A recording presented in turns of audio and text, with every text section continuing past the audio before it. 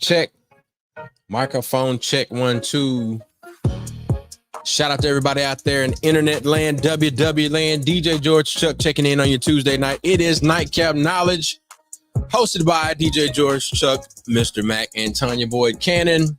We are so very glad that you are here, and we are looking forward to celebrating tonight.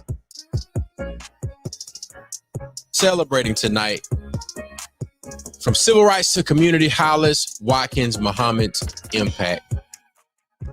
I was looking for my shirt. Mac has his shirt on. I couldn't find my shirt, so I'm gonna have to make me another one tomorrow. But that's neither here nor there. We'll let y'all know where the link is for the shirt.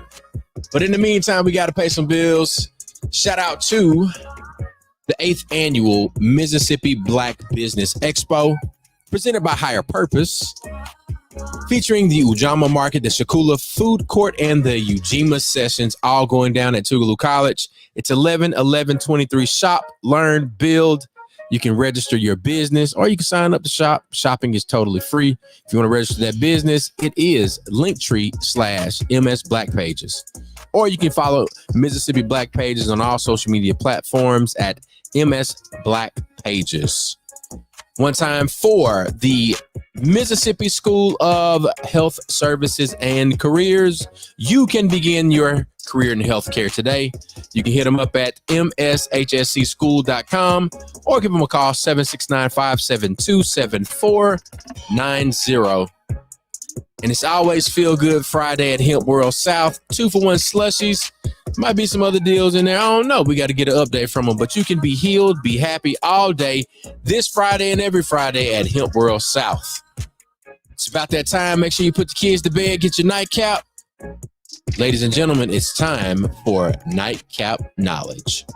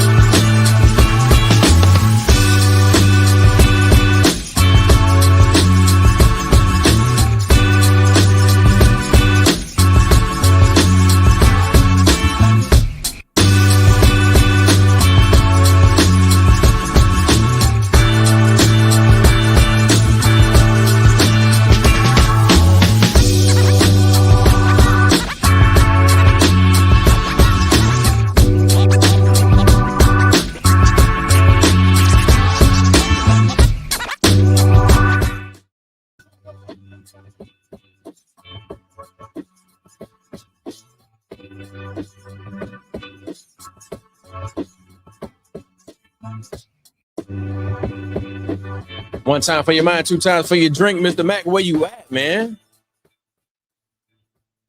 What's happening?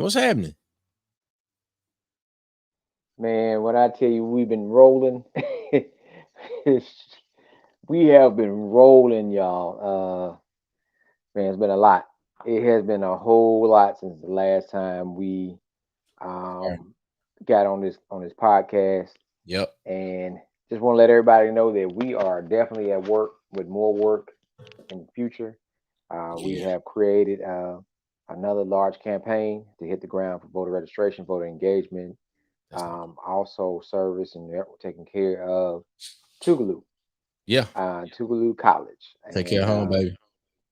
and we have had one of our great leaders to transition, and now with the ancestors, and he is definitely in the advisors circle now, as we remember the teachings, um, and the trainings, and continue to do the work. So That's right. just remember, everybody's watched this show. This show is rated black and uncensored, real talk, real solutions, and we are going to tell people, we want to tell it like a TI is. We're going to make sure we get to the root, and we're going to stand for what's right if we're the only person standing. Come on. Do the work. Do the work. Got to make sure my shirt. This shirt was created by a nice gentleman from the coastal area, who graduated from this great black institution, and yeah, Look at great me. shirt. Look at me. Yeah, I don't know where his shirt at, but Look, I definitely think it's a I great look, shirt. I'm telling you, man, when I got home, I was like, man, I gotta find my shirt tonight. I gotta find my shirt. Gotta find my shirt. I went to the closet. I found Nat Turner. I found Every shirt, every shirt. I'm like, man, what my Mississippi Civil Rights Leader shirt at, man? I'm like, God, dog. This is Yeah, the perfect opportunity to wear the shirt, man. Like we gonna celebrate Bro Hollis tonight. And I'm like, man, gotta find my shirt. I'll find it when we get off. yeah. Um, so I guess we jump right into it, man. I'm taking it slow and easy today. Yeah. My drink choice for tonight. Big shout out to Dr. Carmen Walters for putting me on this Pinot Noir. Naomi Pinot Noir actually was one of her favorites. So yeah, I've been enjoying this. So that's what I'm sipping on tonight. Yeah. You know, this goes good with my taco spaghetti I had earlier. I had taco spaghetti as well, sir. I made it myself with the coaching of my wife. Well, my wife made the taco spaghetti, and I did the taste testing. Well, Look, look, we got if y'all like Mac shirt, yeah, if you like it, I am going to drop the link to that in the comments. And if you can, if you want to get one, you're most definitely welcome to do so. Um, it's it was my way because I see a lot of names on shirts, but I never right. saw this particular collective of names on shirt. And I mean, of course, we personally know Brother Hollis. We personally know Brother Giat. Of course, we know with the Tougaloo legacy, we are stewards over the Mega Evers home, and then with the Young Women's Leadership Institute, we learned so much about Fannie Lou Hamer, and then Emma Sanders, and well, there's a whole I get a whole write up.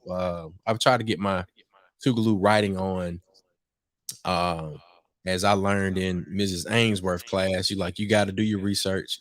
You have to be able to support your research with primary sources and such. So we got a firsthand experience from Hollis Watkins and Lawrence Giat. Like me for sure. Because of Mac, Hollis Watkins, I was able to meet Brother Hollis because of Mac. And Lawrence Giat's my chapter bro. And I got a chance to spend some time with both of those gentlemen.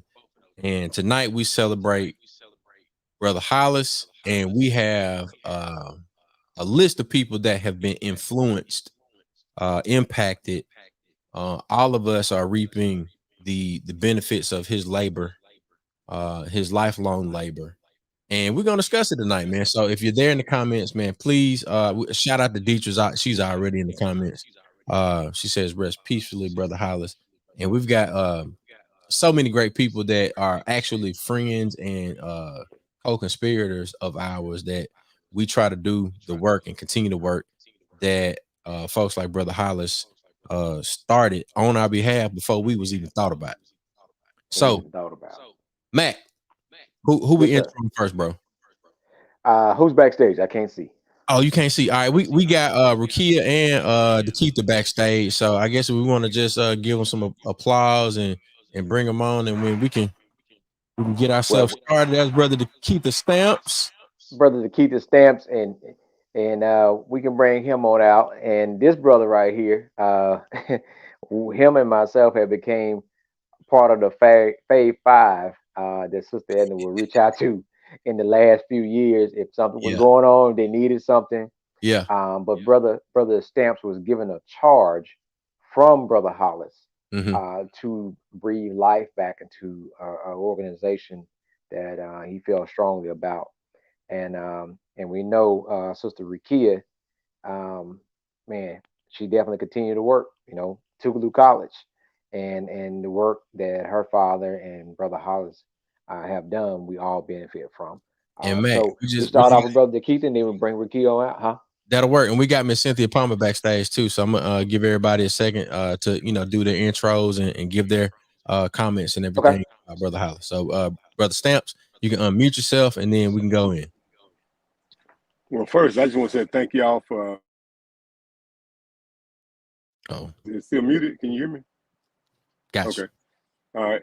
First, I want to say thank y'all for having us on. We appreciate the opportunity, and especially with the slate of folks that you have coming behind us. Oh my gosh, might as well say the best for last. You got Sister Rakia, Cynthia Goodell Palmer. I won't be long in the way of those two wonderful, wonderful women of work. But I just want to say, Hollis Watkins is just a jewel. I had a little memory come up on my Facebook just 2 years ago. We were out looking for property. He had me and Sister Edna out there walking him over 100 acres of land that he was looking at buying.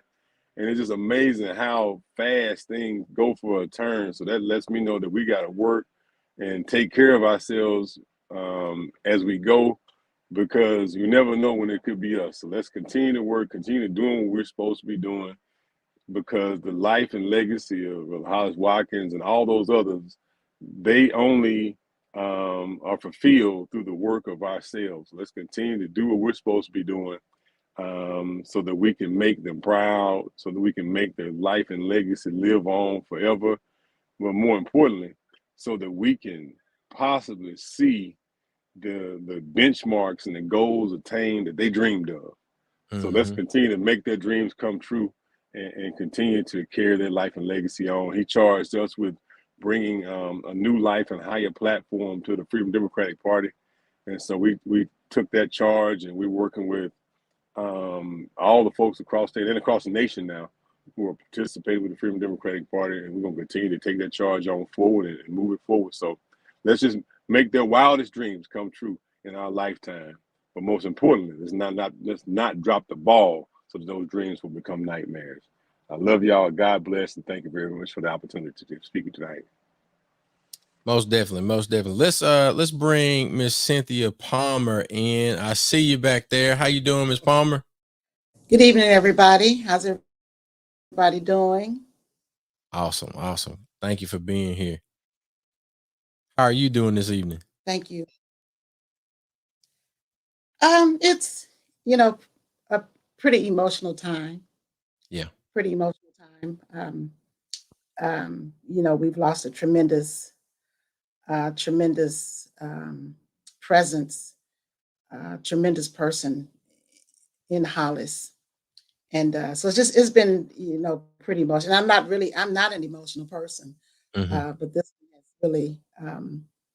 one has really brought my emotions to the forefront.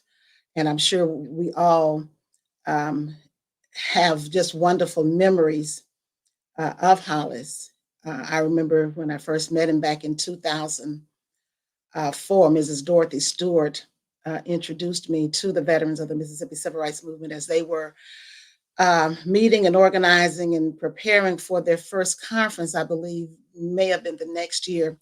She asked me if I would assist her in soliciting ads for their souvenir booklet. Mm-hmm. So as she brought me to a meeting, I take that back, of the veterans. And I had never heard of Hollis Watkins. I'd never heard of Owen Brooks. I'd never heard of Dave Dennis and those that were in that particular meeting. And so being associated with the veterans of the Civil Rights Movement from that time up until now. Again, we've lost quite a number of local people who've made a tremendous impact on our community and on our world. But again, Hollis has just been special to all of us. And so it's kind of hit a little hard. Yeah. And we've got people chiming in from all over the place. And some of them are, as you were back in the early 2000s, Ms. Palmer, becoming familiar with Brother Hollis. And I think what we can do is we can talk about some of his early work, some of his latter work. And I know, with having DeKeitha and of course, Mac on, Mac, how about we do this, man? How about you talk about your first time meeting Brother Hollis and how you came to know him, and then we're gonna get Rukia to come in. Now I can see her backstage. It's one of those situations where you've known someone so long and so many different memories, you don't remember meeting them. And I remember the story was connected where my cousin Khalil was in Taekwondo, and his brother Carl came with us to Atlanta to the conference, and we just met Carl. And Carl was like, "Hey, man, we go to these workshops and trainings every other so often in Jackson, man. Y'all should come, man. It's really good stuff." So Yeah, me and George and Preston was like, "Man, we would like to come to Jackson. We in Lexington. What else we got to do on the weekend, right? High school students. We like 16, 17 years old." yeah, And so we get it cleared, right? And then we get to come to Jackson, and we at Tougaloo College. We're like, "What is this? This is we never heard of Tougaloo, never heard anything about it." And we see this guy running around, and he was getting folks energized at the beginning. He made folks talk. We were like, "Oh man," we were like, "This guy gonna make us say something." He was looking for the people that were looking like they were trying to hide, yeah. and he was gonna make you talk. I was like, "Man." And then um he was gonna make us like, "I don't sing, I can't sing." He just made everybody participate and sing, and he talked about organizing, and then we kept, it was different, right? Seeing him, seeing the movement, seeing the energy, and engaging these songs, and um, seeing him talk about white folks while white folks was in the room. We was like, we've heard people talk about white folks, but white folks ain't just ain't never usually there, and it's just like it was different to hear and what they were speaking, the more of the system um, versus the direct individual people. And that was our first encounter, because it was like, damn. And usually hear him talk about white folk, then you hear Mike, Mike Sayers right there. And then Yeah. Mike said, "Yeah, white folks." We were like, so I guess he might be Italian. We was just like, we trying to figure this out. Now, And you talking about Mike with the ponytail from Southern Echo, right? Mike with the ponytail from Southern Echo that wore shorts in the winter. Yes, that Yeah. Mike. Oh, But it was uh that was our introduction to Brother Hollis. And then he found out, "Y'all from Holmes County." Oh, Leroy folks. And he told us all the stories about Holmes County and mhm. organizing the farmers and the work he did in Mileston and the people he knew. And it was just like, how does this man know so much about our town, our county? And it just showed you the work and the work that he continued to do and that he put into us. But yeah, and actually, I'm trying to say that's when the first time it was closer to one of those trainings, probably when the first time we saw Rukia, actually before we came to college. Yeah. Um, so everybody's connected, the majority of everybody's connected in some form of fashion um, to Brother Hollis in Yeah. something that he laid, the foundation that he laid. So yeah, that was. But we got plenty of stories. Even Brother Hollis assisting us in playing a joke on somebody.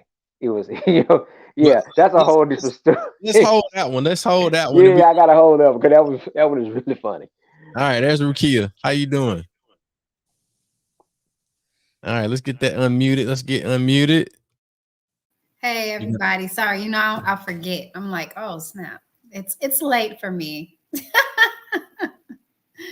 We understand. We understand. So look, thank you for being here. And we definitely want to give you a chance to to give some remarks and share some of your favorite moments. And we've got folks that are in the comments that are seeking to learn more about, Brother Hollis, because this is their first time becoming familiar, because the entire world is looking and covering his transition. But we definitely want to give our Mississippi perspective, our story, because we were right here with him, and being able to walk alongside him in his latter years. But we want to get stories from folks who were able to see him early on, as you all were during those Southern Echo community organizer training days.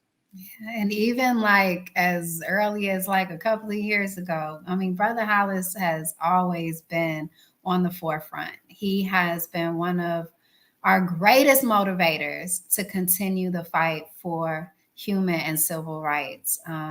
His undying, unwavering commitment to our communities, to creating self-determined communities that are well, communities that have the right to engage fully in the governing process. I mean, Brother Hollis, his love for our people was undeniable. And he shared it in so many ways. I mean, he shared it through his mentorship. He shared it by showing up. You could call Brother Hollis on like a Tuesday and ask him if he could come and participate in a discussion on Wednesday, and he was always answering his phone. And when he didn't answer, Sister Edna was answering the phone. They are just so committed to creating a better quality of life for all people, and especially Black people. Like Brother Hollis was that person. I mean, and shout out to Sister Edna, like sending her lots of love, and his whole family, his children. Thank you for sharing him with us. Thank you for allowing our lives to be touched and our hearts to be, just loved on by him, and our spirits and our work to be inspired by him. I have so much just respect for Brother Hollis, and just truly try to, live that type of determined life that he lived, and that life that said, I'm going to get up and I'm going to go. If an event is happening, I'm going to be there because I need to be there to offer my voice, to support, the people that are doing it, or to add something to the conversation. I remember one of the times, out of the many times that he showed up after calling last minute asking for him to come out, this was a couple of years ago, maybe a little more than a couple of years ago. I mean, he's come out times after that, but one of the times that really stuck with me was in 2018, when I had a group of fellows from our Electoral Justice League coming from across the nation. It was about 15 fellows coming from various places in the United States, all throughout the United States, and wanted to start our session in Jackson at the Smith Robertson Museum, and wanted to start it with, actually, it wasn't the Electoral Justice Project Fellowship, it was the Atlantic Philanthropy Fellowship that we were hosting here in Jackson. So this was actually 2019, right before COVID. And he came, and we wanted to start the session with a circle conversation with elders who had been from Mississippi and had been and continue to be actively involved in the struggle for human and civil rights. And Brother Hollis and Mama Malika, Frankie Adams Johnson, y'all know Mama Malika, came and sat and talked for hours with over 20 of us. Mm-hmm. Had people in tears, telling his stories of sacrifice, of how when he was, a teenager, how he was in prison. Telling his stories of sacrifice, how even after that time, all that he gave towards the movement. And that really just, when you hear what people give, and then you can touch them and feel them and continue to learn from them, you know, it's so inspiring because he was living a good life. Like that man is just remarkable. So Yeah. mhm. Yeah. Thank you for that. Thank you for that. I'm jumping in to share a moment. And I see Mac. Hold on, Mac. Let me highlight you so we can get that a little bit larger on the screen. What you got there? PBS home video, Mississippi America. I can't see the subtitle there, but is that Brother Hollis on the cover? Mac, if you talking, we can't hear you, bro. I'm sorry. No, I was just highlighting. The film and seeing the who narrated it and everything. But this is old footage, right? This mhm. is this is old footage, but it's just showing the story. And the first time I saw Brother Hollis in the museum was in Alabama, I think, and they had more information in Alabama about him than we had in Mississippi. Hmm. And Nikita said this years ago, talking about Black history. He like start with your family and start with the people that you know close, Yeah. because we have so many people here that have contributed to what we've been doing, but we don't know about it. It's not talked about. Um, and this is one of the major things here. One of his last major works was his book. Yeah. And we just put the link to his book in the comments. So if you would like to make a purchase of Brother Hollis's book, definitely do that. It looks like it's available via Amazon.com. Brother Hollis Watkins, Sankofa of the movement. And I would dare say, Mac, this is my first time Mm. documenting Brother Hollis. And this was back in 2013. We were at the Kofo building, I believe. Do you remember Yeah, this? you gonna hit the play. All right, I'm gonna hit the play. I know he's singing. Yeah, he's He definitely was singing. always singing. Yeah, that was just so beautiful. Always. But we said, freedom, give us freedom. Freedom come and it won't be long. All right, let's do that. Freedom, give us freedom. Hey! Freedom come and it won't be long. Well, I took a little trip on the Greyhound bus. Freedom come and it won't be long. Just to fight the segregation and we must. Freedom come and it won't be long. Freedom, freedom, hey! Freedom come and it won't be long. With the one thing that we did wrong.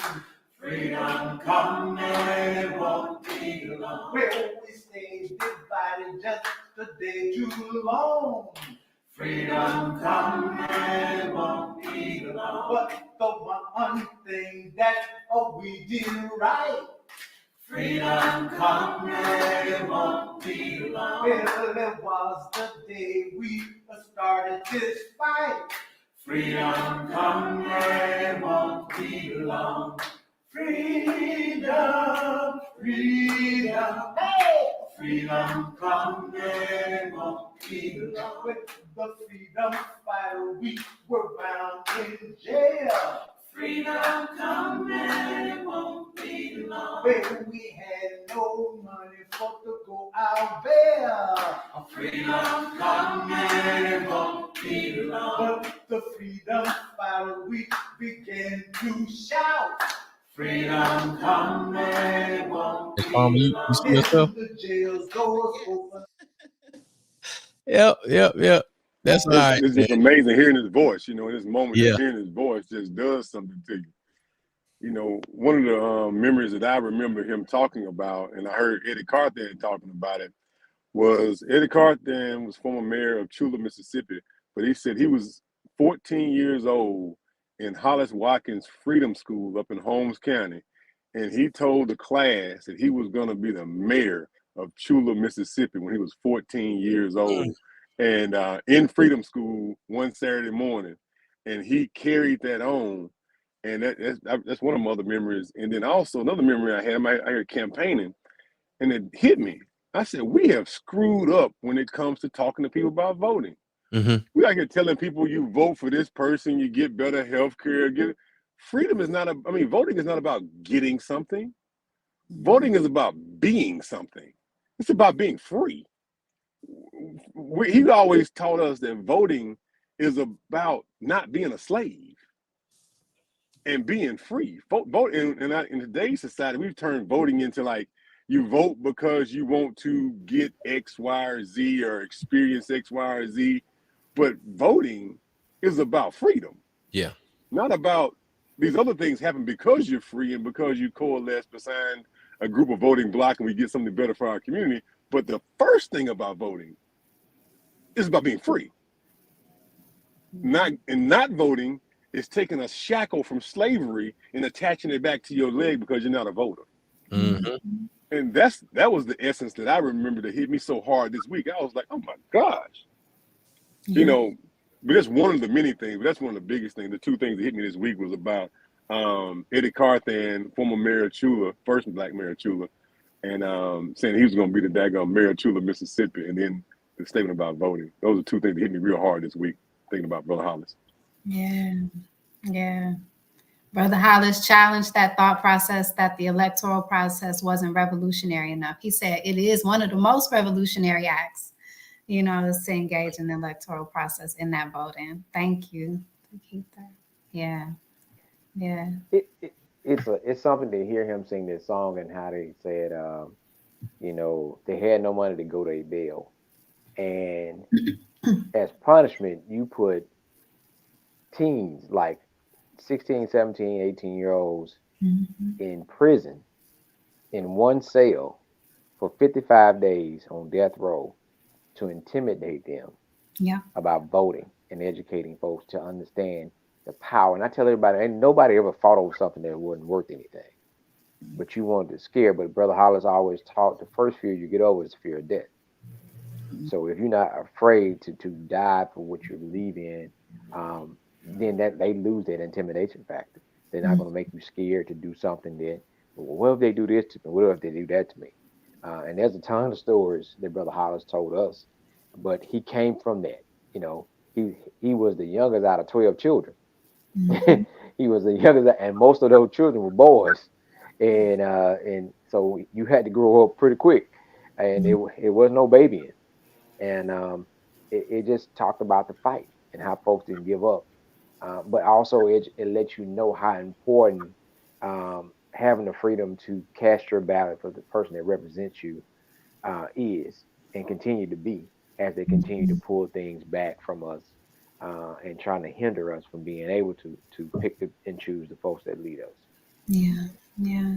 You know, just thinking about, you know, Brother Hollis in jail and just, you know, his commitment to the movement. You know, he started so early in life to begin to be a part of change.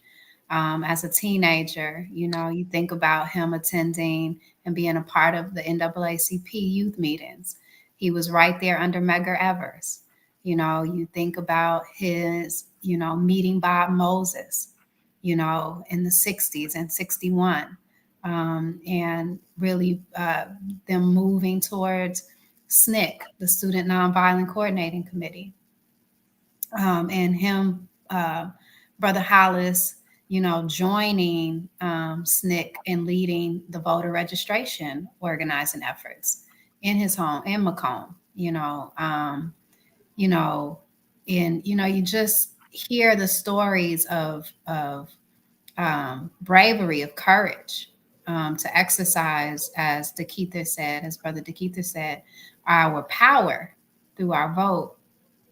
And so, you know, for folks who don't know, you know, he participated in the first sit-ins in Mississippi, one of the first sit-ins in Mississippi in Macomb, at the Woolworth's lunch counter, you know, in an attempt to gain integration. And because of that, he was jailed for 34 days. You know, Mac talked about him being jailed and being sent to Parchman Harshman Penitentiary, an 18,000-acre slave plantation, turned prison after Reconstruction. And he sat there in the worst, most deplorable conditions on death row. Didn't he sit on death row? Did I get that right? I mean, where else they gonna put people that's trying to get free? Right. As a teenager sitting on death row. You know, and then only a few days later or a few months later to be jailed again because he got out and he said, I'm gonna continue to protest, I'm gonna continue to rally, I'm gonna continue to fight. Yeah. You know, so I mean, that's courage, you know. That's courage. So just a remembrance of my joining the Veterans of the Mississippi Civil Rights Movement in 2006 as a part-time employee. I was asked to work along with Mr. Brooks as they began the oral history project of collecting oral histories from the veterans around the state and abroad. And when we would come back to the board meetings, you know, these veterans, they're very passionate. They're very opinionated. They have their own strong opinions. And so, you know, at some of the board meetings, I was not used to all of the strong opinions being expressed at the board meetings. And so one thing I can say about Hollis, he was the peacemaker. He really, you know, let people say what they had to say and vent and voice their strong opinions. But at the end of the day, Hollis would say, okay, brothers and sisters, now how can we move forward? And, you know, what's our game plan for moving forward? I do have that memory always of Hollis, you know, trying to be a peacemaker and trying to move us forward. And also he loved young people. You know, that's just obvious by the number of young people that if you look at y'all kind of pictures and videos, you'll always see that he was just surrounded by young people. And it was kind of weird because Hollis was an elderly gentleman, but then you'd see all of these young people just gravitate to Hollis because he was young at heart. You know, when sometimes when it's time for him to sing and he may be in the back of the room, you see him running up to the front, you know. And so you know, his love of young people, his love of inspiring young people to not that they were the future, not that they were the tomorrow's future, but they were today's future, and anything that he could impart his knowledge and pushing them to the forefront. That's what he was about. So it's and he's left a great legacy, and he's left a great number of young people. I'm looking at you all. I think I'm the senior member, you know, on this podcast. And I'm looking at Mac, and I'm looking at Rakia and Chuck, and Keith is the second. Is right under me in terms of age, but the product that Hollis has that put Hollis has put into you all. It's evident in the organizations that you all have started. You know, Mac, didn't you just have a sleep out the other night? Was it coming up? It's coming up in November. Yeah. Yeah, the sleep out coming up in November. Yes, And cold but months. I was hearing you talk about that, and we definitely got a ton of stories about Brother Hollis and his song. But I remember him talking to us at 16 and 17, and he would tell us the stories of cultures in Africa where they massacred those 21 and older, and at 17 you in leadership. And he was proving to us like we didn't have time to play. You know, our work was today at 16. As soon as we got 16 and 17, we became youth organizers and made us responsible for the younger ones behind us. To this day, and when we did the Men Health Conference, Antron does not let me forget that at 8 years old and when we were 17, he was like, man, why I can't go with y'all, man? Why I can't go with y'all? You know, and for him to continue to come to Tougaloo and continue to organize and be right there with us. Um, and he stuck right there with Brother Hollis too, him and his sisters. But we were responsible for them at 17. And that's what he taught us, because we were not the future, we were the present, That's because right. of the work that they had done at 16 and 17 years Yeah. old. And that's the same, challenge we try to issue now, that um, we don't have all day. We want children. They said let children be children. I'm like, what does that mean? Mhm. Because at any given time, you are in charge of something. You are responsible for something, and teaching them responsibility. And they said build strong children. You won't have to fix broken adults. That's right. Um, so that's what he instilled in us, and we learned that you got to take things serious. You got to get the job done. We Before people start having these printers that put the manuals together, we were the printers that put the manuals together. We were the people that put the manuals together before every Southern Echo Yeah. training and conference. We did that,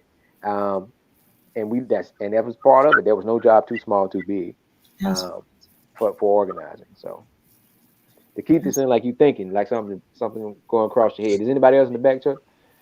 No, I don't see anybody else in the back, but we've got folks that are chiming in from the comments. We've got Timothy Brown, we've got Nick Lott.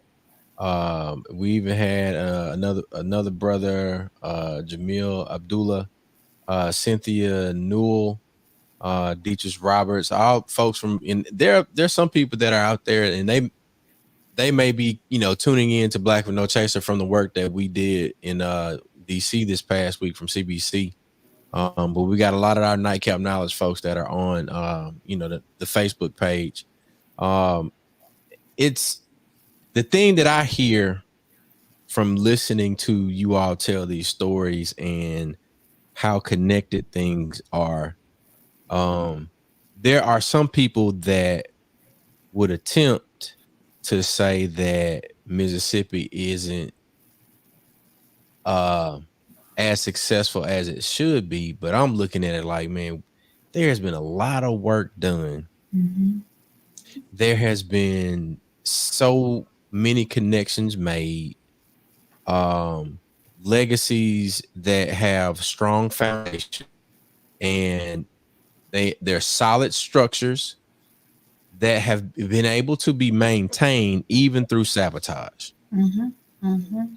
And the more resourceful we come to our problems now, meaning that we've seen the sabotage, we know some of the things to expect or suspect, and we have our own communications channels, our own communications protocols. We have the ability to not necessarily depend on the news to show up. We have our own news channels. We have these different networks that we can operate in.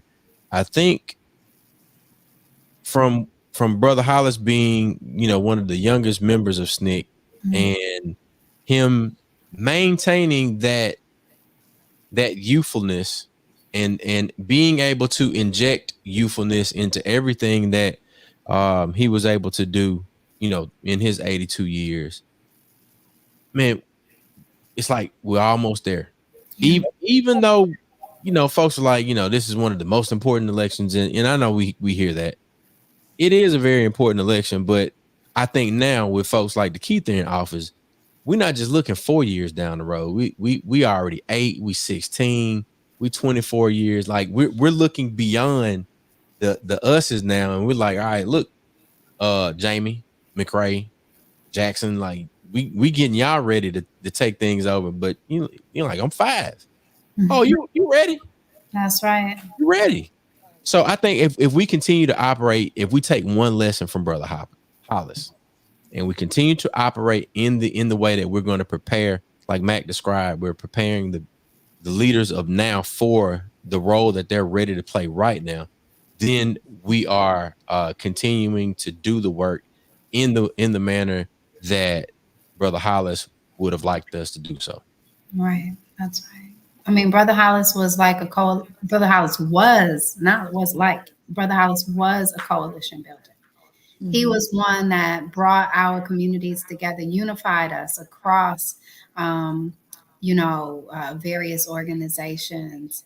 You talk about like his work. Part of his work was being that connector, like bringing us together to create a united front to fight for our freedom, and I think, that's partly why him and so many others, but especially him, even in the 90s, was still being followed, files developed on him from the Mississippi State Sovereignty Commission. That's similar to having files in the COINTELPRO, right? Mhm. You think about the lessons that he learned from being present and actually participating. And when people talk about Mississippi, you can't talk about Mississippi and not talk about resistance. Mhm. What we have done as Black people in Mississippi has consistently resisted. And it is people like Hollis Watkins. It is brothers like Hollis Watkins that have led that movement. Ain't no place else you're going to have as many young people, I mean, teenagers and even younger, who were strong leaders in the movement. Yeah. And continue to do that work and inspire and help us move forward today. Mississippi has been ground zero for the attempts to create the worst type of policies that eventually will be seen throughout the nation. And we have consistently been able to resist several of those policies and continue to build self-determined communities. We may not be where we are, but we ain't far from where we need to be. And, I just think about, his leadership. I think about how he led through love and understanding that we had to be connected, that we had to move past our differences. I think about, and I think that comes, I was looking at his Wikipedia that people can go to and see as well. But his book is probably the best place that people can go to learn about him, Sankofa of a Movement. But, he was there. We talk about voting rights. We have voting rights in this country right now as Black people because of the work that Medgar Evers and Fannie Lou Hamer and Hollis Watkins and so many more did back in the 60s. He was there at the Democratic National Convention when Fannie Lou Hamer gave her famous speech in 1964, when she said she's sick and tired of being sick and tired. He was there, when Fannie Lou Hamer argued with Martin Luther King over whether the Mississippi Freedom Democratic Party should accept the compromise of 2 seats that President Lyndon B. Johnson offered. He was there when folks were being jailed. Even though he didn't think Freedom Summer was the right project, when it was decided by the majority of the organizers, he got on board because he was a leader that understood there was a time to follow and there was a time to lead. And he had the wisdom to know the difference, and that any great leader does that. And, and so he got on board and he was training folks in droves for Freedom Summer. And this is in his youth. So, I just think he was such a great example of what leadership should look like. And how leadership continues despite our age, our sickness, like we can still be making change and inspiring people to make change in this world. I'm sorry to talk so much about it, but No. You maybe just make a thought about something like Brother Hollis believe in the intergenerational model. That's youth and seniors being together, and everybody working together. And in 2021, Brother Hollis helped us start the new Freedom Summer Project. And that was something that took place at 911 Palmyra Street. He started a new foundation. That's the Hollis Watkins Muhammad Human Development Foundation. And our friend Venom, DJ Young Venom, was like, I was just so thankful to be there. And we went back in time and we used Black comic lead characters to help with reading. We used boxing to help with self-esteem and self-confidence. We had, like round circle conversation to talk about what's going on and get feelings and mental health. But he did the civic engagement part. And it's probably one of the last videos that we have of him working with youth and singing. Youth and people was his superpower. As long as he could be around youth and people, he had energy. And Sister Edna would just talk about like she had to bring him if he knew we were going to be there, even though they were mandated shelter in place. You see Average Sykes on the end. He had to be there, Yeah. and that was his superpower. He was always going to talk to the youth, always going to talk to the young folk, and ask them questions. And that picture for us, that picture right there means a lot for me and Chuck because he's wearing our my freedom, my vote. And we use that term freedom because Coach Coleman, another Tougaloo legend, gave Brother Hollis that name at Tougaloo. Even though they were the same age, Coach Coleman was Brother Hollis's coach. And freedom was the name that Coach Coleman gave Brother Hollis. And everything he did was about freedom. Look, I want to bring in some of the comments that folks are making. Jamil Abdullah says, being from Boston, Massachusetts, it's so interesting hearing how organizing was or is organic and a natural opposition to the status quo that does not serve the people. Living here in the academic center of the Northeast, it has been gentrified as a concept and become so academic and abstract. It's nice to hear the impact that the good brother had on the community and the way you all are taking time to honor him, not because of his accolades, because of his actual impact. That's what it's about. Like if it ain't about impact, man, we don't need more degrees. We don't need more one of these Tougaloo words I learned, pontification. We don't need no more of that, man. Like we need impact. We need people that have resource and don't mind lending their resource to make it a realistic and what is the smart thing? Specific, measurable, attainable, whatever smart is. Like that's how brother Hollis organized. Smart. Like you make it so simple that like, oh, I get that. Oh, that make a whole lot of sense. That makes a whole lot of sense. And then Deatrice Roberts, she said we need Nightcap Knowledge live and in person. Can we organize something so we can share this wisdom and knowledge with our current students? I think that's a good idea. We could do a live nightcap. I don't know. What you think, man? Let's do it. We need to make it happen, man. Like right now, and Chuck and everybody, even Sean Bill was telling me like, not to beat ourselves up, but we were working on trying to get some of the veterans together before Brother Hollis got to this state, so they could be able to talk to each other and share. And the last time was when I went by there in July and I gave him the shirt. And I guess my singing was so bad that after me and Sister Edna stopped singing, he started back to singing. I'm sorry. And it was just like I said, Sister Edna, we need to make it happen. And she said, well, don't wait too long. Yeah. And but then we got hit with triple digit. Well, we can't have nobody senior out in 165 degrees.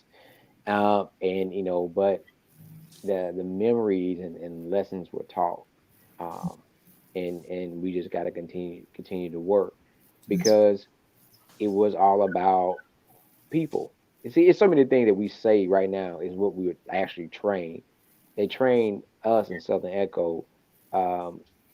It was put community interest before self-interest, and there were steps about community organizing in which you look at, and it was a formula to everything.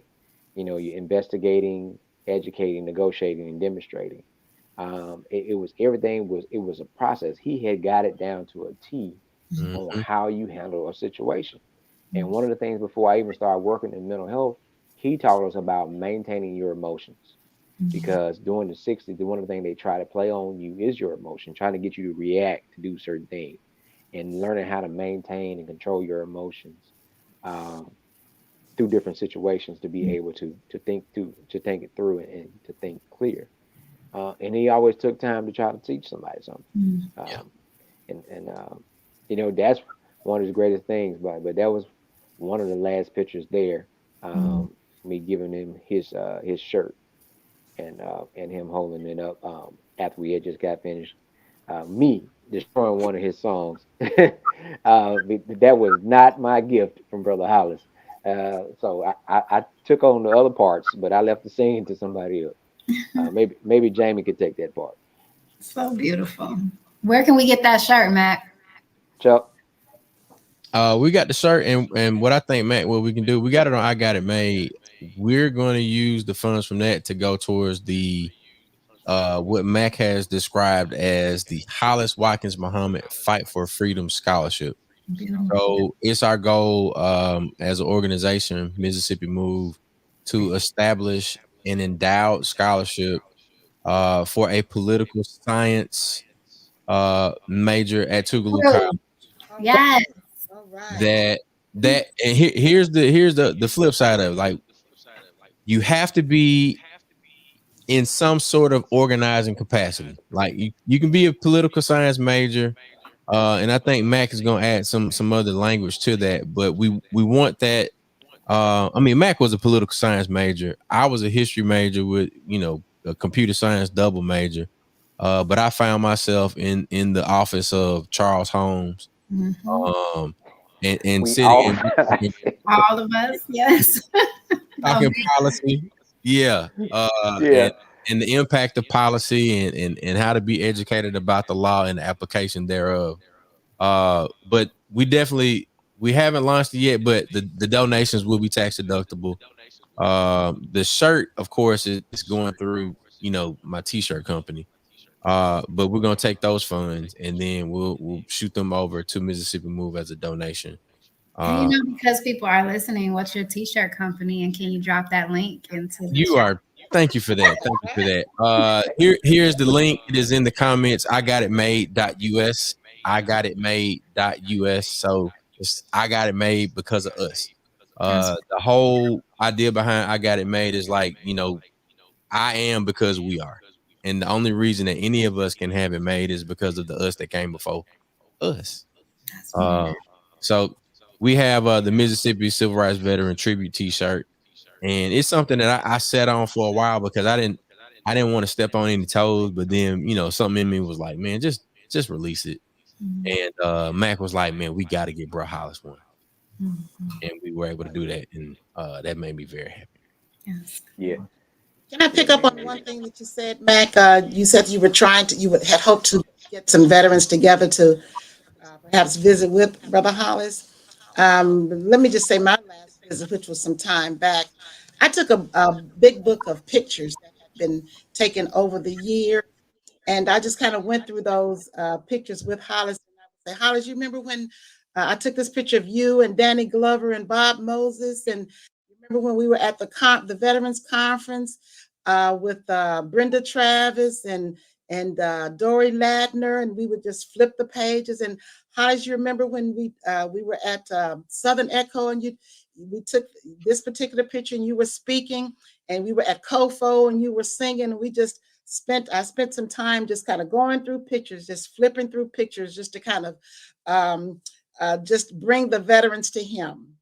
And it was just a wonderful visit that I was able to just bring those pictures to Hollis, group pictures, individual pictures, and I could tell he was enjoying looking through those pictures, and memories memories seemed to be coming back to him. So I was glad that I was able to bring the veterans to him. So that's the last time that I was able to visit him some time ago. Yeah.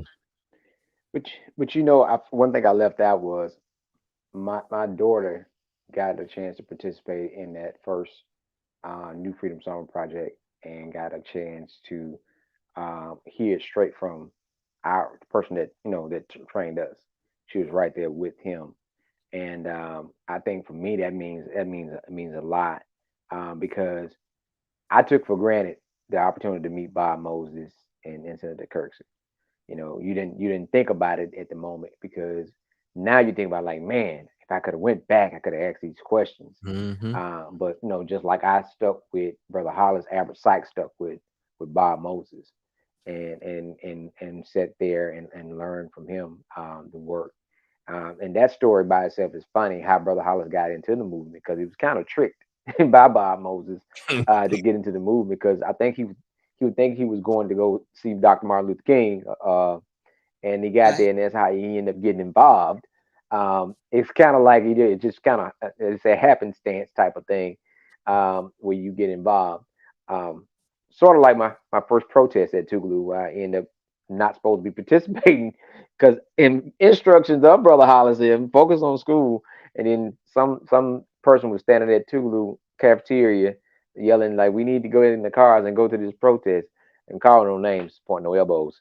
But we ended up at a protest. Yeah, we ended up at a protest. Um, and so yeah, it was just like, okay, it seemed like the thing to do. We had professors at Tougaloo that had that spirit, like Dr. Woods would say, okay, all right, well, everybody got a car, and class would stop, and you would go to that because Tougaloo is about social change and civic engagement. That's it's that's what it is, and it was all about that. No matter what your major was, you were like, well, I'm a Kinchlow kid. It don't matter, it don't matter. Come on, we're going to participate in this information. Yeah. I think what we got to do, Chuck, is continue to do the documentary, The Echoes of the South, and to get the stories from the other veterans, and then get them to share a quick story or something about Brother Hollis, and we highlight him still. Well, we got the Um, lady on here that can make all that happen. I, Right. She has all the archives. I know she got and got the numbers, but we got some people that we definitely that was waiting, and that we got to take advantage, and we know ain't but one person can narrate for us. That's a veteran. Who is that, Miss Cynthia? Oh, they calling her now. Oh, Frank Figures is the person I was thinking about. Oh, it's gonna be so good. Stay strong. Yeah. Yes. Yes. Yeah. Let me tell you about Oh, what there it is. He got the Frank, the Frank Figures voice. I How get you him Let to me doing, be Mr. tell you Figures? a little something. How you doing, Mr. Figures? Better than I deserve.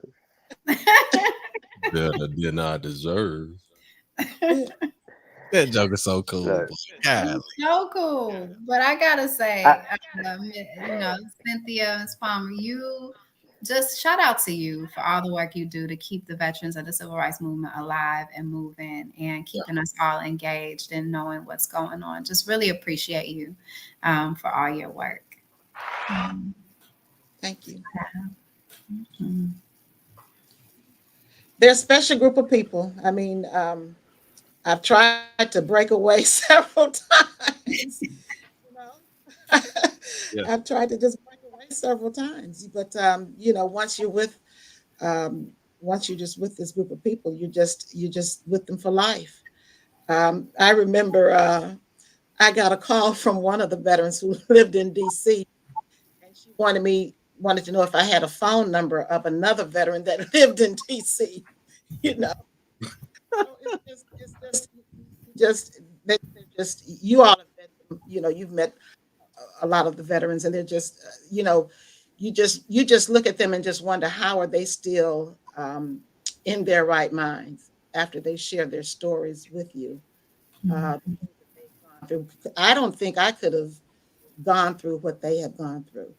mm, And again, I think of my mother, in 1968, the things that she's gone through. But listening to what Hollis has gone through, being on death row, and vicious attacks that he's endured, and still can come out and be positive, and you know, it's amazing. It's amazing. yeah. You just gotta love them. You just gotta love them. And I like the idea that of the echoes of the soul. You say, Yes, it's such a great idea. I love the title. that was part of his part for the civic engagement piece we did with Freedom Summer, the Hmm. new Freedom Summer project, where he would tell his stories and engage and educate folks. And the South is like a deep canyon. You continue to hear the voices, the support, the praises, the screams from our ancestors that have been through so much, and then they depended on us. We owe them. Um, that's a debt that we probably, we got generations that will be still paying that debt. Mm, But we got to continue to work toward it, knowing. And I had the same conversation with what's his name, Ross from 16. I mm, said, there were people that protested to have black journalists. There were people that protested to have black police officers. There were people that protested to have black firefighters. There were people that worked hard to have someone that's in the position we take now for granted, to have someone that looked like us, to have a black teller at the bank. You know, we fought for people fought for that. And now we take it for granted. We did like, oh, it's just all them people, they always talking about this. No, if folks have not sacrificed to make sure that they can have a representation of somebody that look like them just to hang off the back of a garbage truck in their neighborhood, you know, Right. or to drive the truck, to be able, that's a promotion just to be able to drive the truck. And we got to keep reminding them of that. We got to keep pushing the narrative and keep telling our stories and sharing their stories and how we, when the work that we're going to do to keep it going. So tomorrow, with the work, we will be at Tougaloo College doing voter registration drive. Food sponsored by One Voice. PAI, Mississippi Move, going to sponsor some water. We're going to give it to the students. We're going to stay engaged because no matter how, and they stated, one of the top loves for Brother Hollis was always Tougaloo. Yeah. And in order for Tougaloo to continue to be at the forefront or to get to where it need to be, we got to continue to pour back into Tougaloo in every capacity. And the most prized possession is the students. And making sure they understand that as an alumni, this is what you're supposed to do. You're supposed to come back and pour back into the other students and the folks that are there at Tougaloo College. So Your that's where we time, will be your at tomorrow. talent, and your treasure. That's right. There it is. And Said speaking of by treasure, okay. it's time to get to where the money resides. Look, we appreciate y'all for tuning in. We're celebrating the life, the legacy, and the ongoing work of Brother Hollis Watkins Muhammad. This has been Nightcap Knowledge, number 158. Shout out to Mac. Shout out to Rakia. Shout out to Keitha, Miss Cynthia. I'll talk I to you. love y'all and a damn thing y'all can do about it. And there it is. We'll see y'all next week. Nightcap Knowledge live every Tuesday, 9 p.m. Central, 10 p.m. Eastern. Make sure y'all tell somebody about it. Let's celebrate Brother Hollis this week. See y'all. We love you, Brother Hollis. What